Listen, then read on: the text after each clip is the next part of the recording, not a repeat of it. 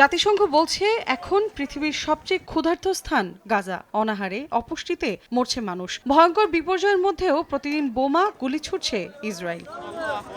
স্থানীয় সময় রোববার গাজায় যুক্তরাষ্ট্র সমর্থিত সংস্থার পরিচালিত ত্রাণ বিতরণ কেন্দ্রে জড়ো হওয়া ফিলিস্তিনিদের ওপর নির্বিচারে গুলি চালায় ইসরায়েলি সেনারা। এতে হতাহত হন অনেকে। গাজার স্বাস্থ্য মন্ত্রণালয় বলছে এই হত্যাযজ্ঞ প্রমাণ করে এসব এলাকা আসলে মানবিক সহায়তা কেন্দ্র নয়, বরং গণমৃত্যুর ফাঁদ।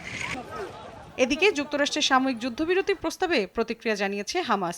সাময়িক নয়, পূর্ণ যুদ্ধবিরতি এবং গাজা থেকে সব ইসরায়েলি সেনা প্রত্যাহার ও মানবিক সহায়তা অব্যাহত রাখার দাবি স্বাধীনতাকামী সংগঠনটির। তবে এ প্রস্তাব সম্পূর্ণ অগ্রহণযোগ্য বলে প্রত্যাখ্যান করেছেন মার্কিন প্রেসিডেন্টের মধ্যপ্রাচ্য বিষয়ক দূত স্টিভ উইটকফ। শনিবার এক্সে দেয়া বিবৃতিতে উইটকফ বলেন, হামাসের প্রতিক্রিয়া যুদ্ধবিরতির সম্ভাবনার গতিকে মন্থর করে দিচ্ছে। ইসরায়েলি প্রধানমন্ত্রী বিনিয়ামিন নেতানিয়াহুও বলেন, যুক্তরাষ্ট্রের প্রস্তাবে তারা সম্মত হলেও হামাসের প্রতিক্রিয়া পরিস্থিতিকে পিছিয়ে দেবে। স্টে সেফের ডাবল লেয়ার প্রোটেকশনই পিরিয়ডের হেভি ফ্লোর দিনগুলোতে আমাকে রাখে নিরাপদে। Stay safe.